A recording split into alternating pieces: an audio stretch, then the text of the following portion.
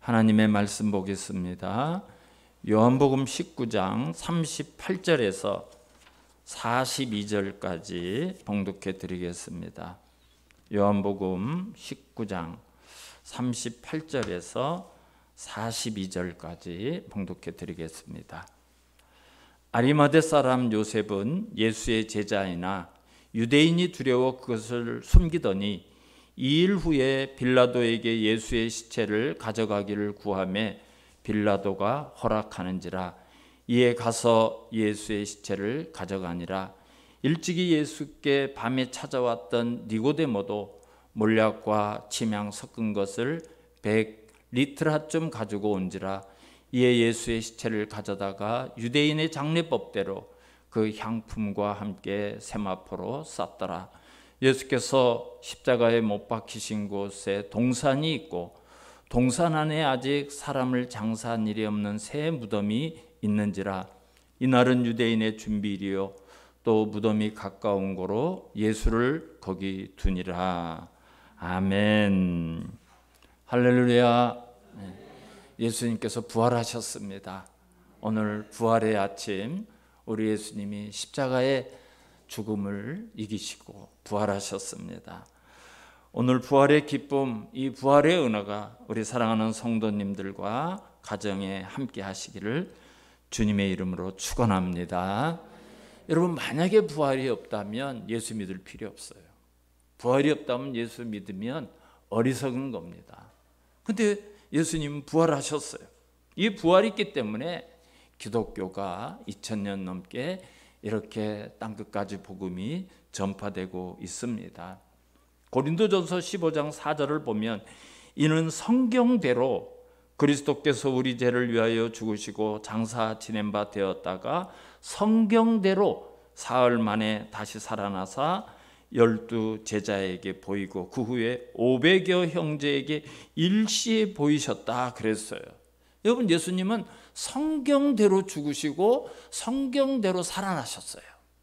성경대로 죽었다, 성경대로 살아났다, 이게 무슨 뜻인가 하면 예수님의 십자가 사건이 어느 날 돌발적으로 어떻게 하다 보니까 예수님이 붙잡혀서 일어난 사건이 아니라는 거예요.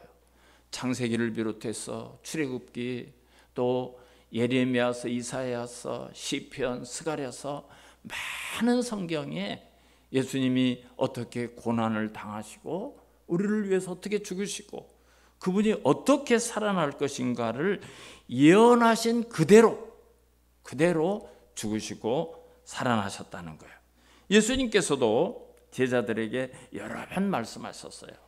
내가 예루살렘에 올라가면 장로들과 대제사장들과 서기관들에게 붙잡혀서 죽을 것이지만 사흘 만에 살아날 것이다. 그걸 여러 번 말씀을 하셨어요. 예수님이 십자가의 고난을 당하신 지나간 한 주간은 이스라엘의 최대의 명절인 유월절이에요. 지난 주일에 유월절에 대해서 좀 말씀을 드렸죠.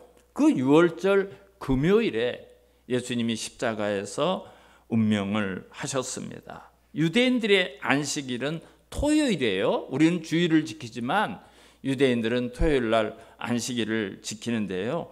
이 유월절에 맞이하는 안식일은 큰 안식일이라고 불러요. 그러니까 그들에게는 최대의 안식일과 명절이 되는 거예요. 근데 그 바로 전날, 그 안식일 바로 전날은 그 큰 안식일을 준비하는 거룩한 날로 여기기 때문에 예수님이 금요일 날 운명을 하셨는데요. 대제사장과 종교 지도자들이 예수님의 시체를 그대로 놔둘 수가 없어요. 금요일 날 이 예수님의 시체를 치우든지 버리든지 장사를 지내야 되는 거예요. 왜 그런가 하면 신명기서 21장 22절 23절을 보면 이렇게 하나님이 명령을 하십니다. 사람이 만일 죽을 죄를 범함으로 내가 그를 죽여 나무 위에 달거든 그 시체를 나무 위에 밤새도록 두지 말고 그날에 장사하여 내 하나님 여호와께서 내게 기업으로 주시는 땅을 더럽히지 말라. 나무에 달린 자는 하나님께 저주를 받았음이니라. 이런 명령을 주셨기 때문에 안식일을 거룩하게 지키기 위해서 이 금요일이 지나가기 전에 십자가에 달린 예수님의 시체를 내려서 장사를 지내야 했습니다. 그러나 예수님의 무덤을 돌로 막아놓은 곳으로 안심하지 못했어요. 그래 대제사장과 바리새인들이 총독 빌라도를 찾아갑니다. 총독님, 우리가 예수가 살아있을 때 들은 이야기가 있습니다. 예수가 자기가 죽어도 사흘 만에 다시 살아난다고 사람들에게 그렇게 이야기를 했답니다. 만약에 제자들이 시체를 훔쳐다가 예수가 다시 살아났다 그럴 수가 있지 않겠습니까? 그러니까 경비병을 보내서 무덤을 굳게 지켜주십시오. 그래서 누가 예수님의 시체를 가져가지 못하도록 해주십시오. 이런 건의를 했어요. 그래서 이제 경비병들이 그 무덤을 지키고 그 무덤을 봉인을 했어요. 봉인을 다 이렇게 하고 지켰습니다. 그렇게 안식일이 지나고 안식 후 첫날 새벽이 되었습니다. 안식 후 첫날은 바로 오늘 주일을 얘기하는 거예요.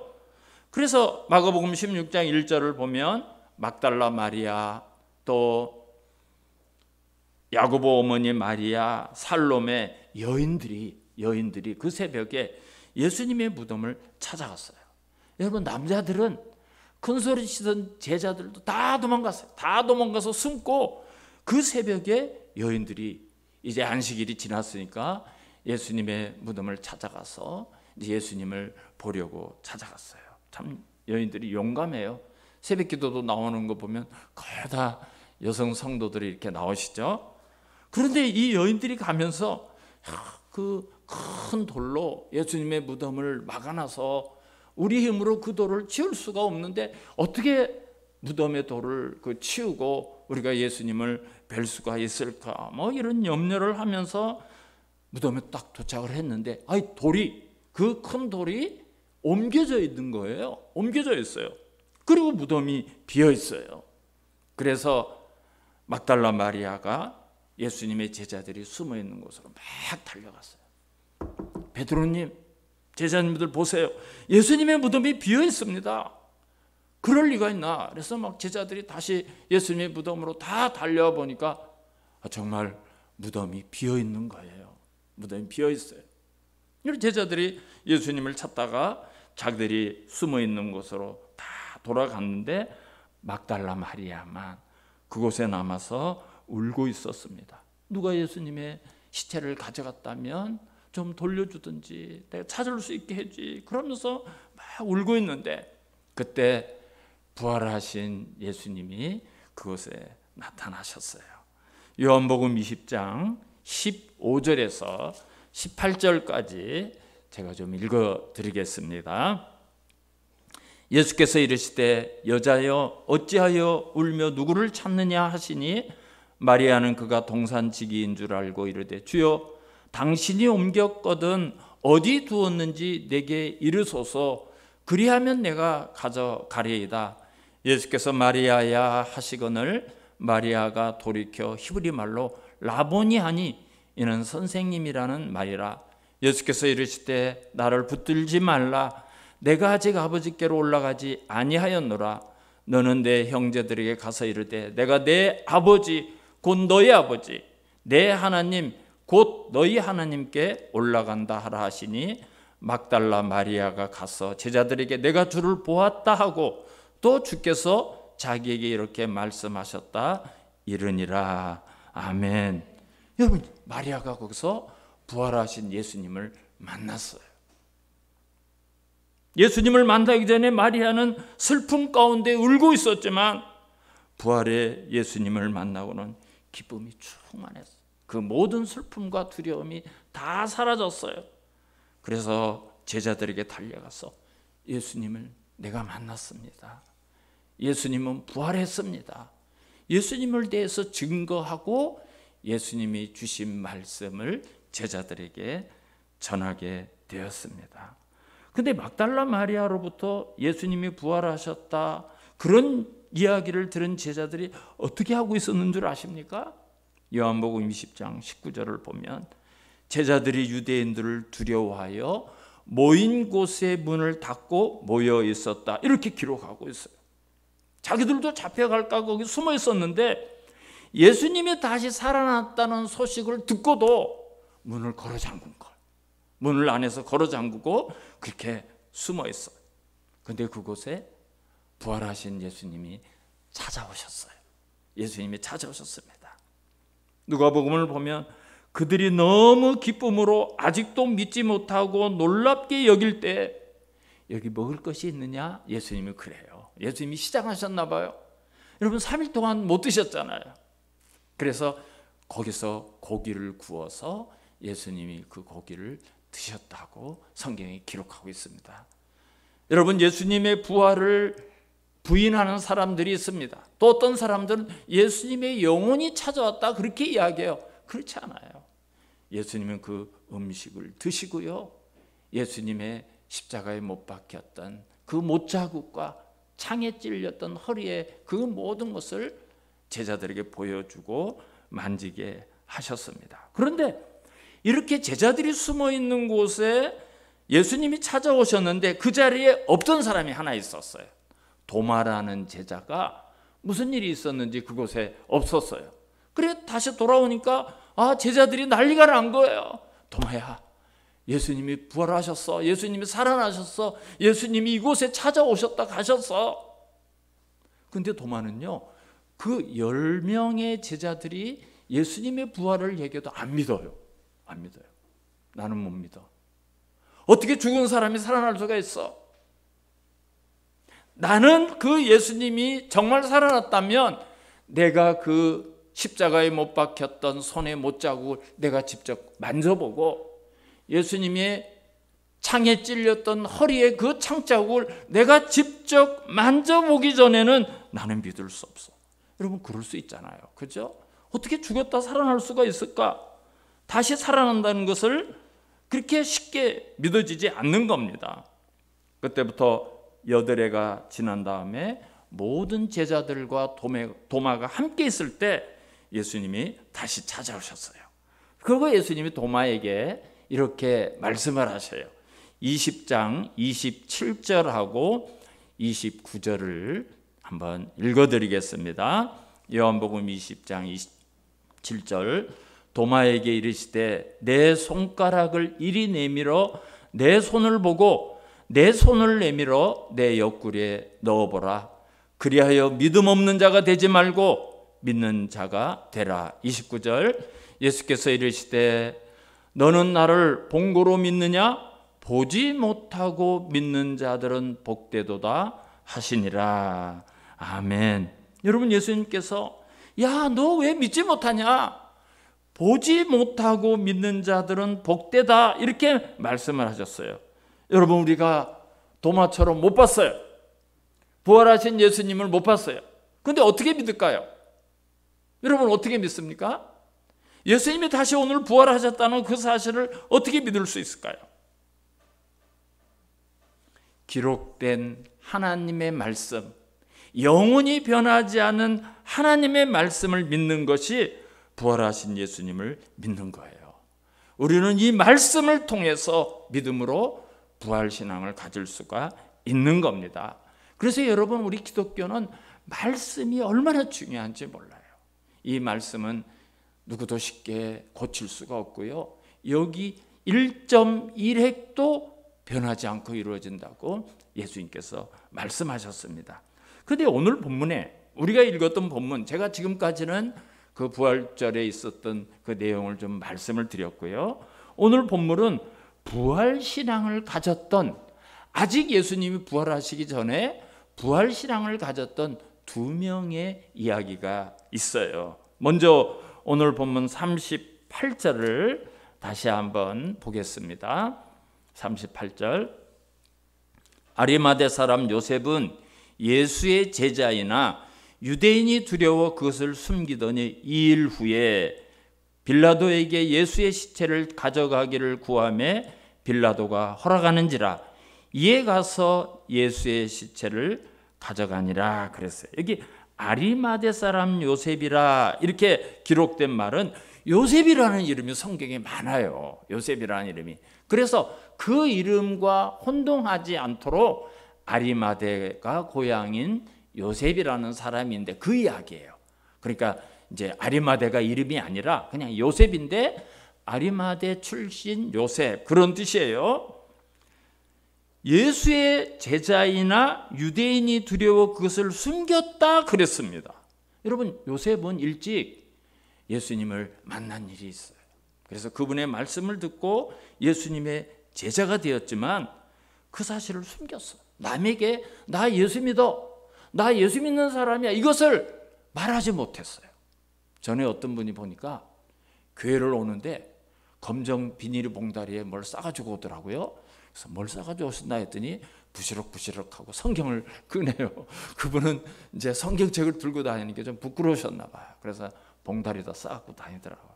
가방을 하나 이렇게 싸갖고 다니시지, 시커먼 비닐봉지에다 밤낮 이렇게 성경을 둘둘둘둘 말아가지고 오시는 분이 있었어요.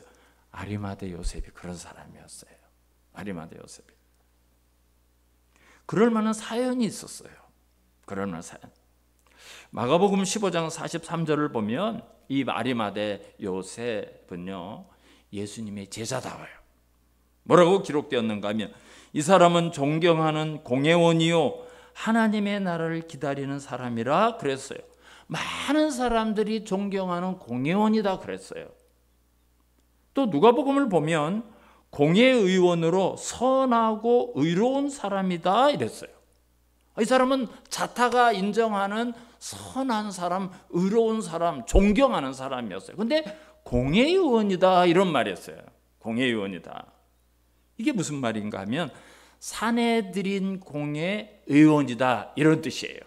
사내들인 공회라는 것이 유대인들의 최고의 통치기관입니다.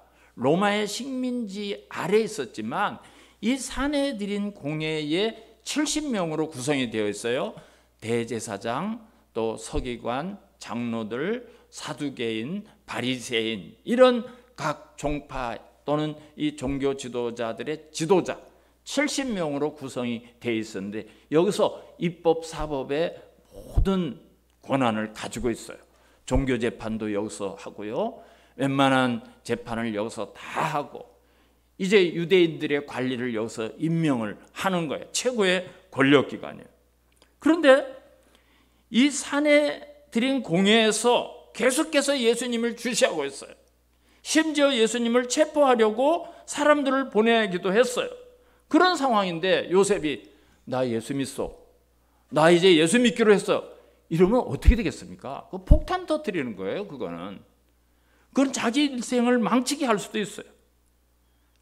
그렇게 자기가 예수 믿는다는 것을 고백한다는 것은 자기의 지위도 위험하고 어떤 불이익도 감수할 수가 있어야 돼요. 마태복음 27장을 보면 부자 요셉이라고 그랬어요. 이 사람 재물도 많아요. 근데 모든 사회에서 단절될 수가 있어요. 추방될 수가 있어요. 출교를 당하면요, 그 공동체에서 생활을 할 수가 없는 거예요. 그런데 지금까지는 자기가 예수를 믿는다는 사실을 숨겼지만 예수님이 체포되고 예수님이 재판을 받는 모든 과정을 숨어서 지켜봤어요. 그리고 예수님께서 십자가에 운명하시는 모든 과정을 보면서 확신을 가졌던 거예요. 저분은 그리스도다. 저분은 말씀하신 대로 다시 살아나실 것이다. 여러분, 아직 예수님이 부활하지 않았지만 이 요셉은 부활신앙의 확신을 가졌던 거예요. 그래서 그 두려움, 그 불안감을 다 떨쳐버리고 총독을 찾아가. 예수의 시체를 나에게 주십시오. 여러분, 이거 줄 수가 없는 거예요. 왜 그런가 하면 로마법에는 십자가형을 받은 사람은 가장 흉한 죄인이기 때문에 장사를 지낼 수가 없습니다. 무덤에 넣을 수가 없어요. 들판에 버려가지고 새가 먹고 짐승이 먹도록 하는 것이 로마법이에요. 근데 공회회원인 아리마대 사람 요셉이 예수님의 시체를 내주시오 하니까 그 사람의 권위와 그 사람의 지위를 보고 총독이 내준 거예요. 그래서 요셉은 원래 자기가 사용하려고 바위를 봐서 만들어 온 자기가 장차 묻힐 무덤에 예수님을 장사를 치르게 된 겁니다. 빌라도가 예수님을 유대인들에게 내어줄 때 백부장 한 명을 불렀어요. 그래서 그 백부장에게 네가 모든 과정을 감독하고 관찰하고 네가 진행하도록 하는 백부장 한 명을 임명을 했습니다. 그래서 그 백부장이 예수님이 신문을 당하고 고문을 당하고 십자가에 달려서 운명할 때까지 다 지켜봤어요. 근데 여러분, 그 백부장이 마지막 예수님이 십자가에서 운명하시는 그걸 보고 뭐라고 고백하는가 하면 이는 실로 하나님의 아들이었다, 이렇게 고백을 해요. 예수를 알지 못하는 그 로마의 백부장이 예수님의 모든 과정을 보면서 이 사람은 정말 하나님의 아들이었다 고백을 해요. 아리마대 요셉이 바로 그런 과정을 통해서 예수 그리스도에 대한 확신을 가지게 된 거예요. 부활신앙을 가지게 되었던 겁니다. 그래서 담대하게 빌라도 앞에서, 수많은 유대인들 앞에서, 그 사내들인 공회원 앞에서 나 예수 믿고 예수의 제자라는 것을 떳떳하게 밝히고 예수님의 장사를 지내게 됩니다.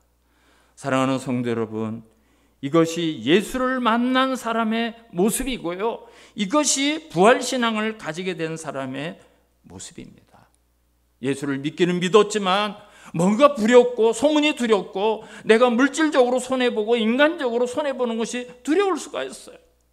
내가 예수 믿기 위해서 포기해야 될 것들이 있어요. 여러분, 우리가 그렇잖아요.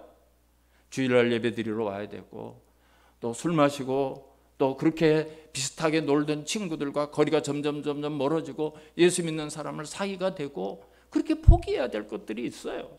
그거 어떻게 보면 인간적으로 손해본다고 말할 수도 있는 겁니다. 그러나 예수를 만난다는 것은 지금까지는 땅의 것만 봤다면 이제는 영원한 것을 바라볼 수 있고 영생을 바라볼 수 있고 하늘의 것을 바라볼 수 있는 영적인 시야가 열리는 것이고요, 가치관이 변하고 삶의 기준이 변화되는 거예요.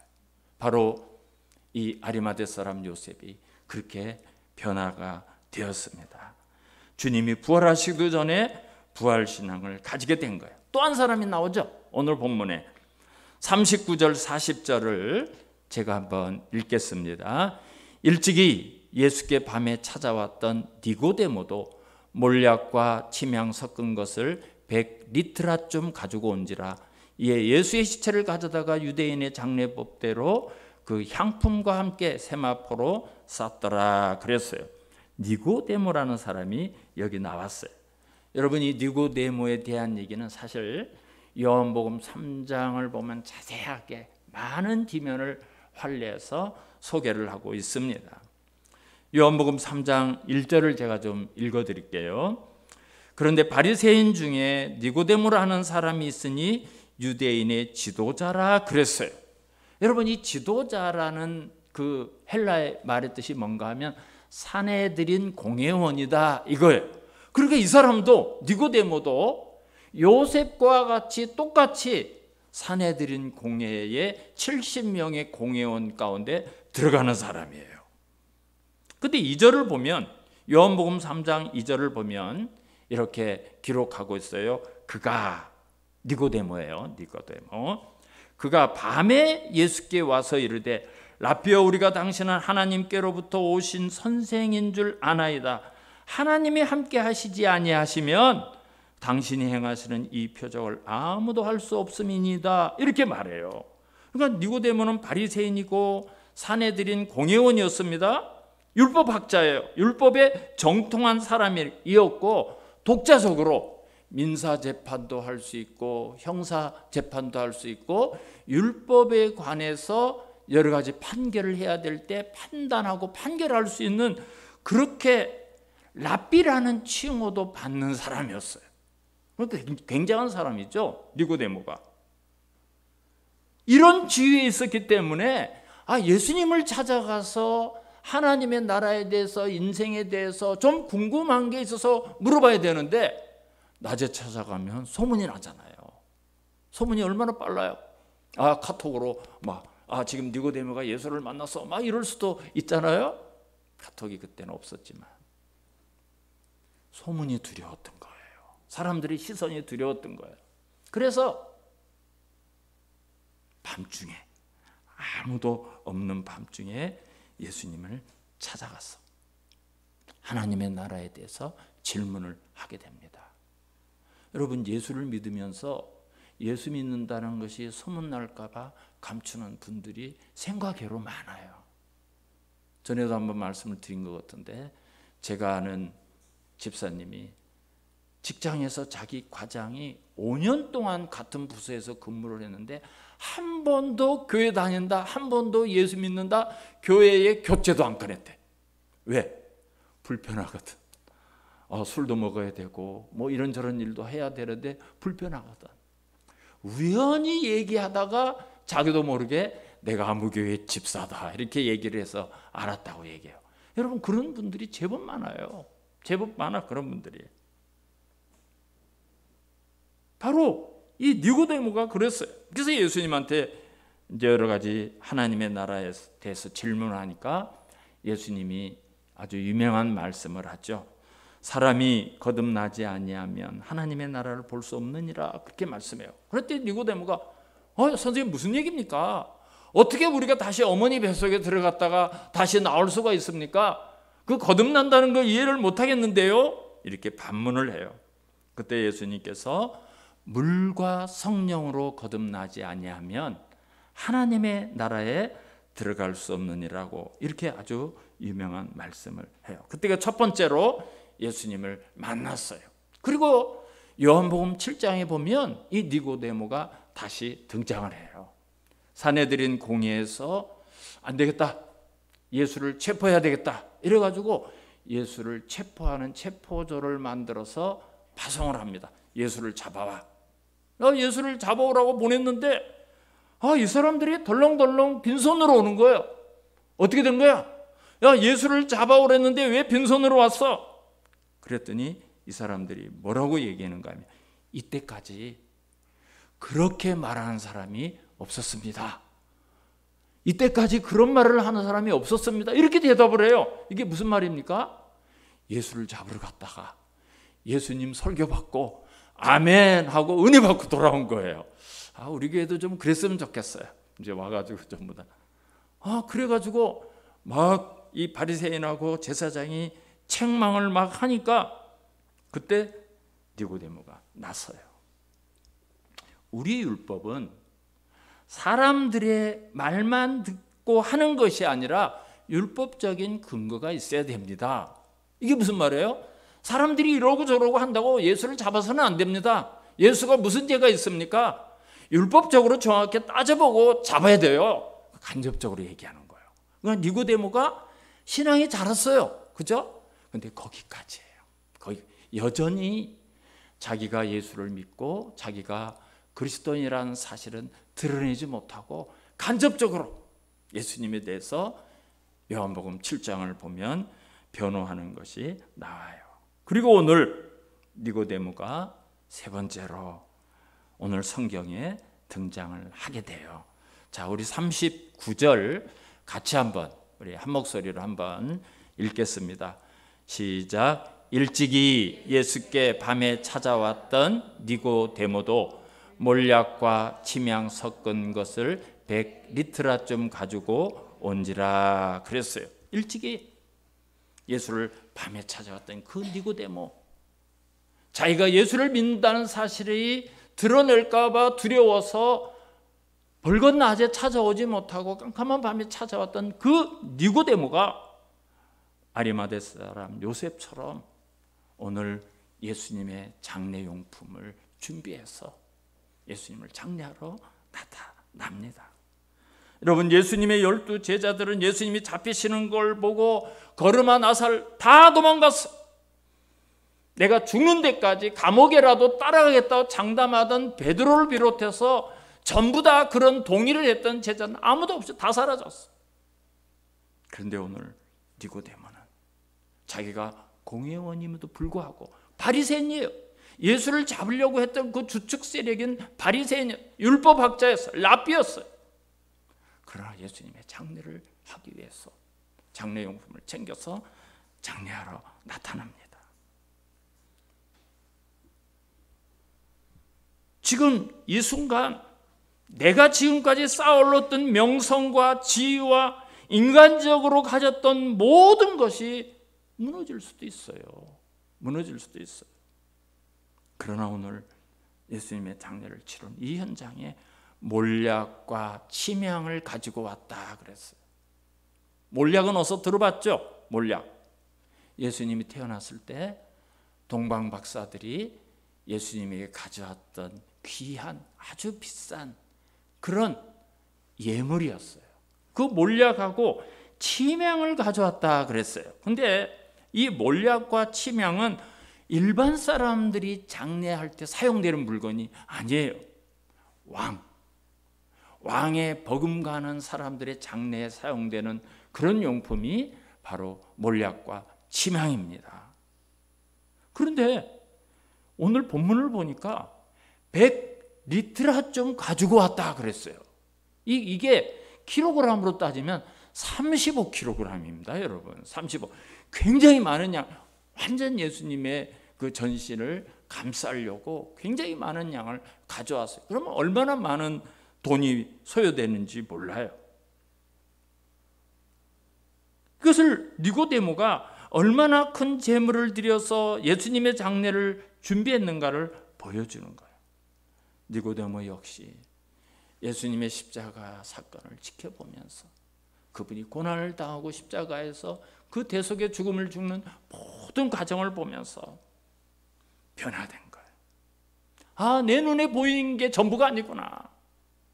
내가 손에 잡았고 이 땅에 보이는 그것이 전부가 아니라 영원한 것이 있구나. 우리 예수님이 그것 때문에 십자가를 지시고 거기서 목숨을 버리셨구나. 여러분, 예수님이 아직 부활하시기도 전에 니고데모 역시 부활신앙을 가지게 된 거예요. 사랑하는 성도 여러분, 우리가 예수를 믿으려면 예수를 만나야 돼. 예수를 만난다는 말씀의 뜻은 부활하신 예수님을 믿어야 된다는 거예요. 그게 진짜 신앙입니다, 여러분. 예수님을 진정으로 만나면 부활신앙을 가지게 돼요. 부활신앙을 가지게 되면 인생의 두려움이 사라집니다.